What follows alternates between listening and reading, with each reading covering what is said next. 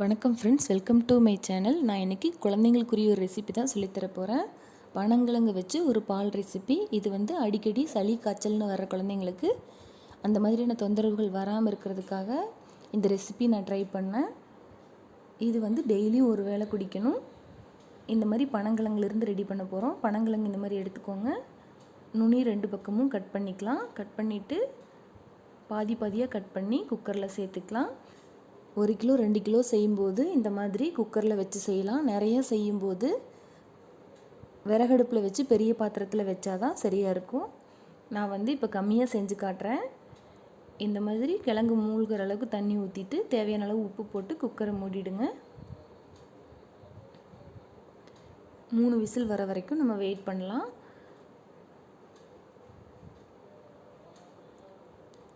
இது தோலோடு போடுறது தான் ரொம்ப ஹெல்த்தி. அப்போ தான் பனங்கிழங்கோட மனம் அப்படியே மெயின்டைன் ஆகும். இந்த மாதிரி 3 விசில் வர வரைக்கும் வெயிட் பண்ணி ஆஃப் பண்ணிடலாம்.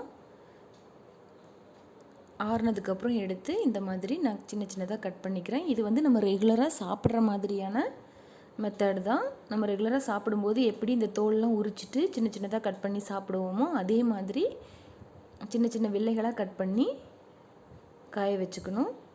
பாருங்கள், நான் கீழே இந்த மாதிரி கட் பண்ணி வச்சுருக்கிறேன். இந்த மாதிரி எல்லா கிழங்கையும் ரெடி பண்ணி வச்சுக்கலாம். நான் க்ளோஸ்அப்பில் காட்டுறேன். எவ்வளோ சின்னதாக முடியுமோ அவ்வளோ சின்னதாக கட் பண்ணி வச்சுக்கணும். நான் இந்த டைம் 60 கிலோ அந்த மாதிரி வாங்கி செஞ்சேன். அதனால் தரையில் வச்சு விறகடுப்பில் தான் ரெடி பண்ணேன். பாருங்கள், இந்த மாதிரி 2 டைம் வச்சு எடுத்தேன். நல்லா வெந்ததுக்கப்புறம் மணம் வந்த உடனே எடுத்துடலாம். எடுத்துகிட்டு மேலே இருக்கிற தோலையெல்லாம் உரிச்சிட்டு நம்ம அந்த மாதிரி வில்லைகளாக கட் பண்ணி காய வச்சுக்கலாம். பாருங்கள், இந்த மாதிரி மேல் தோலை நீக்கிட்டு காட்டியிருக்கிறேன். இந்த மாதிரி கிழங்கு வேக வச்சதுலேருந்து அன்னைக்கோ அல்லது அடுத்த நாளோ நம்ம உரித்து காய வச்சிடணும். அப்படி இல்லைன்னா ஒரு பிசுபிசுப்பு தன்மை வந்துடும். கிழங்கோட கண்டென்ட் மாறி போயிடும். நான் இந்த மாதிரி ஒரே நாளில் ஃபுல்லாக மார்னிங்லேருந்து ஈவினிங் வரைக்கும் கட் பண்ணி எடுத்துக்கிட்டேன். அப்படியே ஒரே நாளில் செய்ய முடியலனாலும் இந்த மாதிரி நல்லா உணர்த்தி வச்சிடணும். வெளியில் வெயிலில் உணர்த்த முடியல அப்படின்னா ஃபேன் கடியிலையாவது இந்த மாதிரி உணர்த்தி வச்சுருங்க. இது 4 டேஸ் நல்லா வெயிலில் காய விட்டோம் அப்படின்னா நம்ம மில்லில் கொடுத்து அரிசி கோதுமை அரைக்கிற அந்த மிஷினில் போட்டு அரைச்சி வாங்கிட்டு வந்துடலாம். நான் இந்த மாதிரி மில்லில் கொடுத்து அரைச்சிட்டு ஜல்லடை வச்சு நல்லா ஜலிச்சுட்டு ஏர்டைட் கண்டெய்னரில் ஸ்டோர் பண்ணிக்கிட்டேன். இது எப்படி பால் ரெடி பண்ணலான்னு காட்ட போகிறேன். ஒரு பாத்திரம் எடுத்துக்கலாம். 200 ml வரைக்கும் தண்ணி ஊற்றிக்கோங்க. இது நல்லா கொதி வரட்டும். அதுக்குள்ளே நம்ம இந்த மாவை கட்டி இல்லாமல் கரைச்சிட்டு வந்துடலாம். இப்போ 2 டம்ளர் அளவுக்கு நான் ரெடி பண்ணுறேங்கிறனால 2 ஸ்பூன் போட்டுக்கிறேன். இது லிக்விடாக தான் இருக்கணும். ரொம்ப திக்காக இருந்துச்சுன்னா நல்லா இருக்காது. 2 ஸ்பூன் சேர்த்துட்டு 1/2 டம்ளர் அளவுக்கு தண்ணி விட்டுக்கிறேன். இது நல்லா கட்டி இல்லாமல் கலந்துக்கிறேன். இப்படி நல்லா கலந்துக்கோங்க. இது கலக்கும் போதே நல்ல வாசனை வரும். தண்ணி கொதி வர வரைக்கும் வெயிட் பண்ணி அதில் மிக்ஸ் பண்ணிக்கலாம்.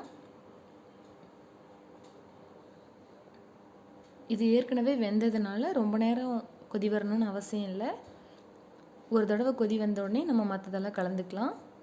இந்த மாதிரி கலந்து வச்சுருக்கிற மாவை இதில் ஊற்றிக்கிறேன். நல்லா கொதிச்சு வரட்டும். 1/2 கப் அளவுக்கு தண்ணி சேர்த்துக்கிட்டோம். இப்போ 1/2 கப் அளவுக்கு பால் சேர்த்துக்கலாம்.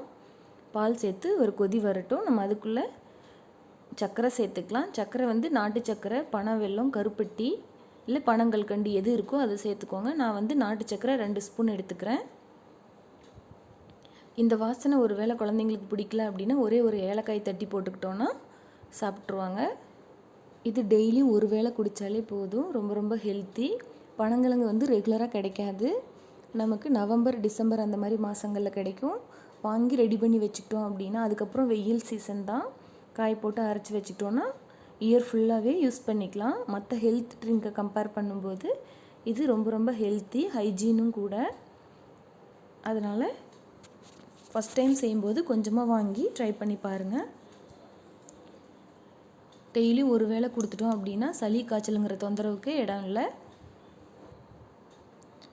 அவ்வளோதான். சூப்பரான பனங்கிழங்கு பால் ரெடி ஆகிடுச்சு. நீங்களும் செஞ்சு பாருங்கள், எப்படி வந்துச்சுன்னு எனக்கு கமெண்ட் பண்ணுங்கள்.